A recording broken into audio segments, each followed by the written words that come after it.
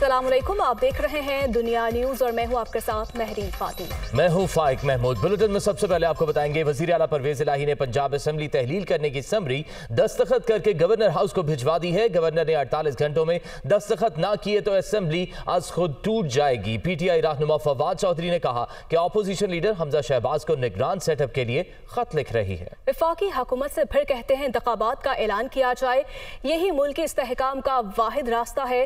Khyber Pakhtunkhwa assembly तोड़ने की advice कल भिजवाई जाएगी। वह लाहौर में मीडिया से गुफ्तगू कर रहे थे।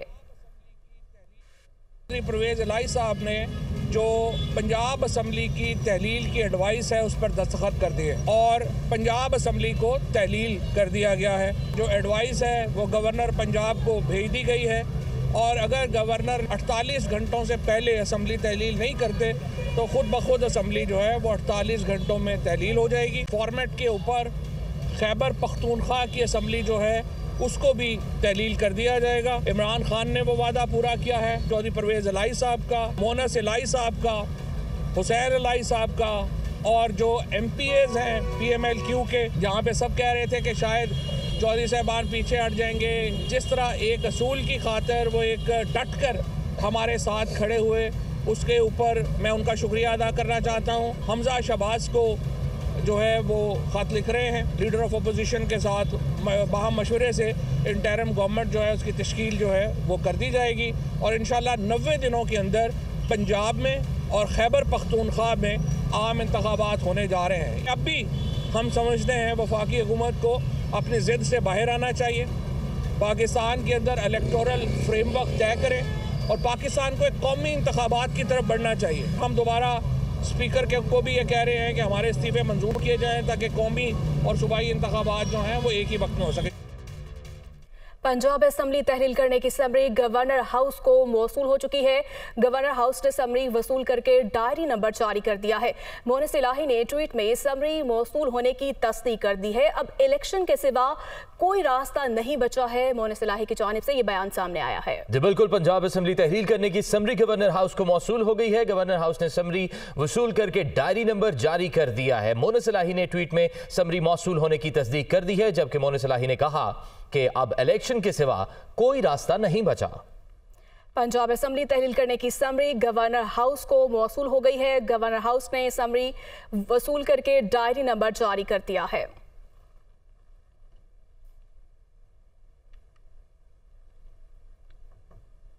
रहनुमा तहरीक इंसाफ फवाद चौधरी का कहना है कि आइन में लिखा हुआ है परवेज इलाही अगले 7 दिन तक वजीर आला रहेंगे।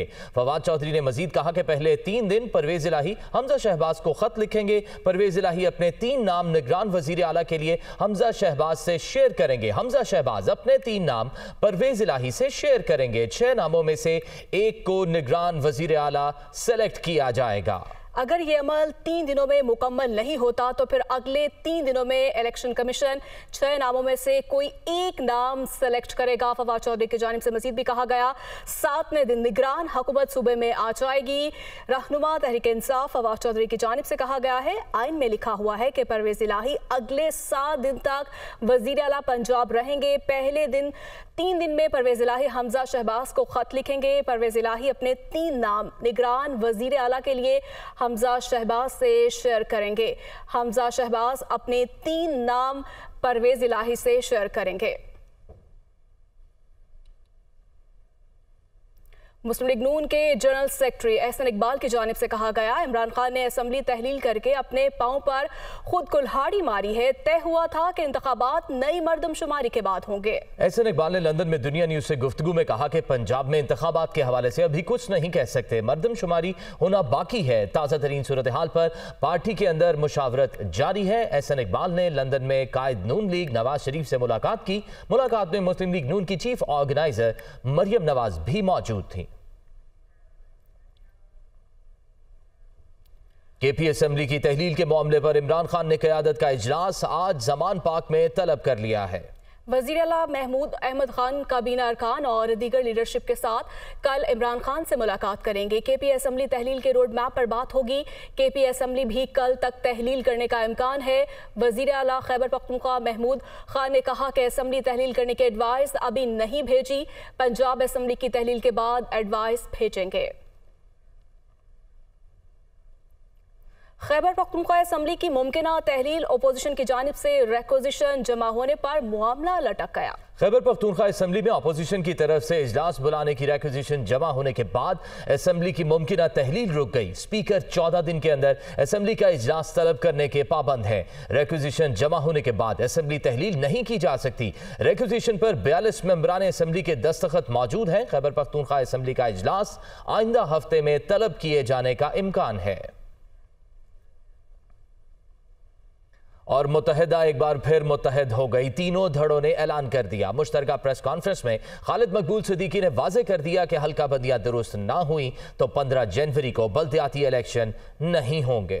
मुतालिबा तस्लीम हुआ तो इंतखाबात लड़ेंगे, वरना लड़ाई होगी। फारूक सत्तार ने वफाकी हुकूमत से अलग होने का मशवरा दे दिया। मुस्तफ़ा कमाल ने भी पीपल्स पार्टी की क़यादत को ललकारा। कहते हैं कुछ लोग शरीफ क्या हुए, पूरा शहर बदमाश हो गया। कराची की इंजन के जरिए पाकिस्तान की ट्रेन अपने मंजिल तक पहुंचकर दिखाएगी। जो कहते हैं कि पाकिस्तान मुस्लिम लीग नून से इत्तेहाद है, वो उस पर इतराज और उसकी एक्सप्लेनेशन दे देना कि पीडीएम के साथ है। पहली बात। दूसरी बात है, आज बड़ा फैसला हो गया है, अब बड़े फैसले होने। हमने भी कहा है और बिलावल साहब भी कहते हैं कि हमारे दरमियान इत्तेहाद नहीं, वर्किंग रिलेशन है। मैं पहले भी कह चुका हूँ कि 15 जनवरी को इंतखाबात तो नहीं होने देंगे।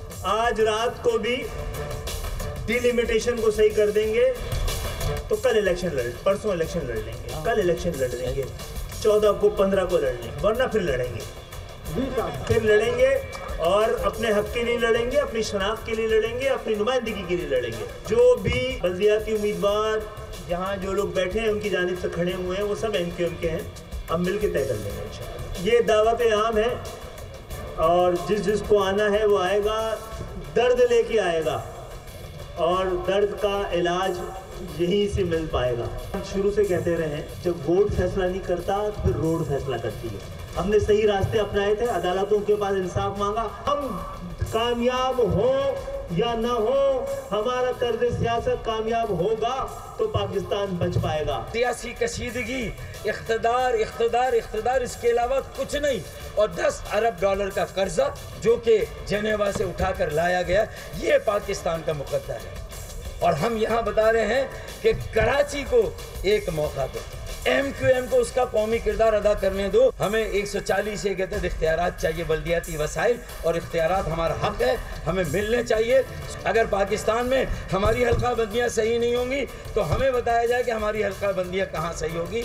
ये मेरा रियासत से भी सवाल है, हुकूमत से भी सवाल है और अदालत से भी सवाल है। देखिए, मैंने तो मशवरा दिया है कि अब वक्त आ गया है कि हमें वफाकी हुकूमत से भी अलग हो जाना चाहिए और सूबाई हुकूमत की तरफ तो देखना भी नहीं चाहिए। अभी पॉलिसी स्टेटमेंट दे फारूक भाई देते नहीं, तजवीज़ दी है। ठीक है, हमने इस शहर को रॉ के तसल्लुत से इसलिए नहीं आज़ाद करवाया था कि आसिफ अली जरदारी साहब इसको अपनी जागीर समझ लें।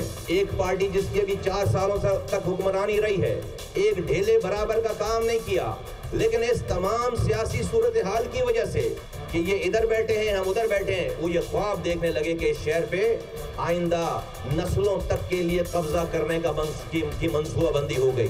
जरा सा कुछ लोग इस शहर में शरीफ क्या हुए कि पूरा शहर ही बदमाश हो गया। हम पाक सरजमीन पार्टी से मुत्तहिदा कौमी मूवमेंट की तरफ कर रहे हैं। बहुत मुअद्दबाना गुजारिश करता हूँ आसिफ अली जरदारी साहब से, उनका इरादा है कि बिलावल भुट्टो जरदारी को वज़ीर आज़म पाकिस्तान बनाए। नहीं, अगर उनको वज़ीर आज़म बनाना है बिलावल भुट्टो को, तो कराची और सिंध के शहरी इलाके के लोगों, हैदराबाद के लोगों की दाद रसी करनी पड़ेगी। चंद लोगों की बातों में आकर सारा गेम खराब ना करें। हम नहीं लड़ना चाहते तो हम खालिद मकबूल सिद्दीकी भाई के अंडर में काम करेंगे। एक नाम, एक इंतखाबी निशान, एक जमात। गवर्नर सिंध की कोशिशों से एमक्यूएम पाकिस्तान के धड़ों का इंजमाम मुकम्मल हुआ। पीएसपी मुत्तहिदा में जम हो गई। फारूक सत्तार भी पार्टी में लौट आए। मुत्तहिदा के धड़ों की तकसीम दर तकसीम और मिलाप का पूरा अहवाल जानिए कराची से इस रिपोर्ट में। एमक्यूएम पाकिस्तान बिलाखिर बज़ाहिर मुत्तहिद हो गई। गवर्नर सिंध अपनी कोशिशों में कामयाब हो गए। एमक्यूएम पाकिस्तान के धड़े एक हो गए। पीएसपी एमक्यूएम में जम हुई। फारूक सत्तार भी मुत्तहिदा में वापस चले आए। आप किसके अंडर में काम करेंगे? तो हम खालिद मकबूल सिद्दीकी भाई के अंडर में काम करेंगे। गवर्नर सिंह का चार्ज लेने के बाद कामरान टिसोरी एक के बाद एक मुत्तहदा धड़ों के दरवाजों पर जाते रहे। कभी गवर्नर हाउस में मुस्तफा कमाल और अनीस कायम खानी को बुलाया, कभी डॉक्टर फारूक सत्तार से गवर्नर हाउस में बैठक लगाई। ये दोनों मुलाकातें गुज़िश्ता साल दिसंबर के माह में एक ही रोज अलहदा हुई। 3 जनवरी को एमक्यूएम पाकिस्तान के जनरल मरकज इजलास में खालिद मकबूल ने पार्टी छोड़कर जाने वालों को वापसी का मशवरा दिया। जो बार बार दावत दी जा रही है एक फैसला कुन जद्दोजहद के लिए महाजनों की इस वाहिद नुमाइंदा जमात के साथ मिलकर जद्दोजहद में हमारे साथ शरीक हों। इसी रोज खालिद मकबूल सिद्दीकी पहली बार पीएसपी के मरकजी दफ्तर पाकिस्तान हाउस पहुंचे, जहां उनका शानदार इस्तकबाल किया गया। इस दौरान गवर्नर सिंह दोबारा मुतहरिक हुए। उन्होंने 6 जनवरी को महाजिर कौमी मूवमेंट को भी साथ मिलाने की ठान ली। आफाक अहमद से मुलाकात की मगर नाकाम रहे। 8 जनवरी को खालिद मकबूल सिद्दीकी फारूक सत्तार की रिहाइशगाह पहुंचे, जहां तमाम गिले शिकवे भुलाकर दोनों रहनुमाओं ने मुस्तकबिल में मिलकर काम करने पर जोर दिया। 9 जनवरी को कराची की सियासत में वो हुआ जिसका तसव्वुर नहीं किया जा रहा था। एमक्यूएम के वो चेहरे जो गुज़िश्ता कुछ सालों से एक दूसरे के हरीफ थे, वो एक छत तले जमा हो गए। बल्दियाती हल्का बंदियों पर गवर्नर हाउस में मुत्तहदा वफ़द, पीएसपी कायदीन और फारूक सत्तार साथ बैठ गए और पहली बार यक नुकाती एजेंडे पर मुत्तफिक हो गए। 11 जनवरी को एमक्यूएम पाकिस्तान के इलेक्शन कमीशन के सूबाई दफ्तर के बाहर मुजाहरे में पीएसपी, महाजिर कौमी मूवमेंट समेत फारूक सत्तार ग्रुप ने मुश्तरका तौर पर शिरकत की तो ऐसा महसूस हुआ पुरानी एमक्यूएम वापस आ गई। 3 मार्च 2016 को मुस्तफा कमाल और अनीस कायम खानी पाकिस्तान लौटे थे। दोनों रहनुमाओं ने 23 मार्च 2016 को पीएसपी की बुनियाद रखी थी। 22 अगस्त 2016 को बानी एमक्यूएम की मुतनाज़ा तकरीर के बाद फारूक सत्तार के हाथों में मुत्तहदा की कमान आई, मगर 2018 मार्च के महीने में कामरान टिसोरी को सेनेट का टिकट दिए जाने के मामले पर फारूक सत्तार को भी पार्टी से फारिग कर दिया गया था। अब देखना ये होगा कि 12 जनवरी 2023 को एमक्यूएम पाकिस्तान के धड़ों का होने वाला मिलाप कितने अरसे तक चलता है। पीटीआई सिंध के सदर अली जैदी की जानिब से कहा गया कि कराची समेत पूरे मुल्क की सियासत इमरान खान के गिर्द घूमती है। एमक्यूएम में इत्तेहाद से हमें सियासी फ़ायदा होगा। ट्विटर पैगाम में अली जैदी ने तंज किया कि पहुंची वहीं के खाक जहां का खमीर था। एमक्यूएम के धड़े इमरान खान के खौफ में इकट्ठे हुए या मजबूरी में करवा दिए गए हैं। पहले 13 जमातों के मिक्स अचार का हाल देख लिया, अब इन तीनों की बारी है। अली जैदी ने कहा कि अवामी ताकत और राय का अंदाजा 15 जनवरी को हो जाएगा।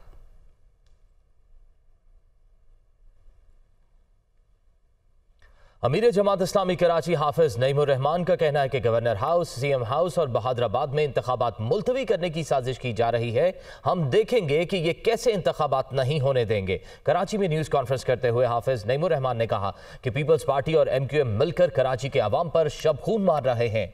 जमात इस्लामी किसी साजिश को कामयाब नहीं होने देगी।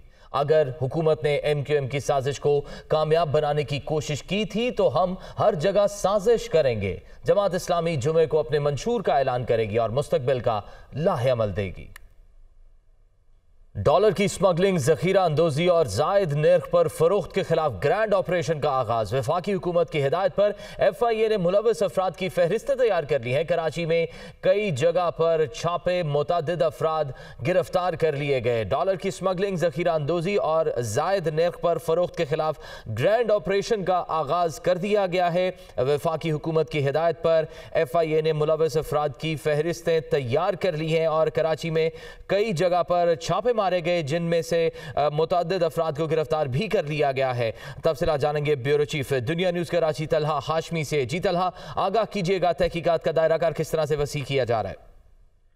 देखिए, ये अहम कार्रवाइयाँ हैं जिनका आगाज किया गया है। जो डॉलर की स्मगलिंग है, जखीरा अंदोजी है और जो उसके रेट जो इंटर बैंक में रेट होता है उसके बाद जो मार्केट में रेट मिल रहे हैं बहुत ज्यादा है, जिसके बाद जो फैसला किया गया था इंटेलिजेंस गैदरिंग की गई और काफी FIA को टास्क दिया, जिसके बाद FIA ने इन कार्रवाई को आगाज ग्रैंड ऑपरेशन है। कराची से इन कार्रवाई को आगाज किया गया है और 7 मुकदमात अब तक इसमें दर्ज किए जा चुके हैं। 11 अफराद को इसमें हिरासत में लिया गया। अब तक हजारों डॉलर, रियाल और दरहम और दीगर गैर मुल्की करेंसी बरामद की गई है, जैसे हवाला और हुंडी में मुलव्वस करोड़ों रुपए भी बरामद किए गए हैं। इस हवाले से जो काम बताते हैं कि ये जो फहरिस्त तैयार की गई हैं वो एक्टिव लोग हैं, इसमें इंडिविजुअल भी हैं और इसमें कुछ इदारे भी शामिल हैं जो कि हवाला हुंडी और डॉलर की स्मगलिंग में मुलव्वस है। तो उनके खिलाफ इन कार्रवाइयों का मजीद जो दायरा बढ़ाया जाएगा और जो गिरफ्तार अफराद है उससे मजीद तफ्तीश की जा रही है। तलहा हाशमी आगाह कर रहे थे। आपका बहुत शुक्रिया। कुलगाम में बात करेंगे। सदर मुमलिकत आरिफ अलवी ने सियासी जमातों के दरमियान मुज़ाकरात की पेशकश करते हुए कहा कि बातचीत का आगाज ना किया तो मुआशी हालात मजीद खराब हो सकते हैं। बरतानवी नशरियाती इदारे को इंटरव्यू में सदर मुमलिकत का कहना था कि IMF के साथ मुज़ाकरात के मस्बत नताइज आएंगे। मैं तो सबको यही नसीहत कर रहा हूँ, पब्लिकली कर रहा हूँ, प्राइवेटली भी यही कर रहा हूँ। इससे ज़्यादा तो मैं कुछ नहीं कर रहा हूँ। अपनी चीज़ों पर की फिक्र करो, नॉट द सोशल मीडिया कि किसने बुरा भला कह दिया, किसने गाली कह दी। अनइम्पॉर्टेंट है बीबी। अगर पाकिस्तान की तारीख में ये लिखा जाए कि सोशल मीडिया ने पाकिस्तान को तबाही की तरफ धकेला तो कितना अफसोस होगा। मैं इन चीज़ों से वाकिफ़ नहीं हूँ कि क्या ऑफरें थी क्या नहीं थी, मगर ये कि मैंने यही कहा था कि मिल बैठकर ये बातें जो मिसअंडरस्टैंडिंग्स है वो दूर करो। कोई भी पार्टी हो, कहीं भी हो, मैं अपोजिशन हो, गवर्नमेंट हो, इस्टेब्लिशमेंट हो, मैं तैयार हूँ प्लेइंग अ रोल कि जिसके अंदर लोग करीब आएँ। जिनेवा कॉन्फ्रेंस के बाद सैलाब मुतासरीन बहाली के लिए रवा माली साल में पाकिस्तान को तकरीबन $3 अरब मिलेंगे। सेक्रेटरी मनसूबाबंदी जफर अली शाह ने बताया कि आइंदा माह से पाकिस्तान को रकम मिलना शुरू हो जाएगी। सेक्रेटरी प्लानिंग के मुताबिक आलमी बैंक, एशियाई तरक्याती बैंक समेत बाहमी मुआहिदों के तहत रकम मिल जाएगी। रकम के इस्तेमाल के लिए वफाकी हुकूमत टेक्निकल कमेटी कायम करेगी। आलमी बैंक की जानिब से बहाली प्रोग्राम के लिए 40 साल के लिए कर्ज मिला। ADB एशियाई इंफ्रास्ट्रक्चर बैंक की जानिब से भी 40 साल के लिए कर्ज मिला। सेक्रेटरी मनसूबाबंदी के मुताबिक आलमी मालियाती इदारे से इस कर्ज पर 1% शराय सूद अदा करना होगा, जबकि इस्लामी तरक्याती बैंक के साथ ताहाल कोई शराइत तय नहीं हुई। तो नाज़रीन, डॉलर के मुकाबले में रुपए की कदर में कमी रिकॉर्ड की गई है। दूसरी जानिब स्टॉक मार्केट में 45 पॉइंट्स का इजाफा हुआ है।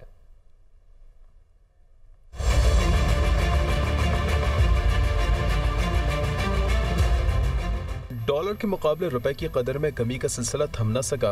कारोबारी हफ्ते के चौथे रोज इंटरबैंक में डॉलर 22 पैसे इजाफे से 228 रुपए 15 पैसे पर बंद हुआ, जबकि करेंसी डीलर्स के मुताबिक ओपन मार्केट में डॉलर 50 पैसे इजाफे से 238 रुपए 50 पैसे पर फरोख्त हो रहा है। माशी माहिरीन के मुताबिक कर्ज सूद की अदायगियाँ, बरामदात, तरसीलात ज़र में कमी और बैरूनी सरमायाकारी घट जाने के सबब ज़र मुबादला ज़खायर तेजी से कम हो रहे हैं, जिसके बाइस रुपए पर दबाव बढ़ रहा है। दूसरी जानिब पाकिस्तान स्टॉक एक्सचेंज में दौरान कारोबार 400 पॉइंट से जायद का इजाफा भी देखने में आया, मगर इख्तिताम पर सरमायाकारों ने मुनाफे की गर्ज से हसस फरोख्त करना शुरू कर दिए। यही वजह है कि मार्केट सिर्फ 45 पॉइंट्स के इजाफे से 100 इंडेक्स 40,803 पॉइंट्स की सतह पर बंद हुआ। स्टॉक तज्ज़ियाकारों के मुताबिक सियासी हलचल और खराब माशी सूरत हाल के बाइस सरमायाकार स्टॉक मार्केट में नया सरमाया लगाने से घबरा रहे हैं।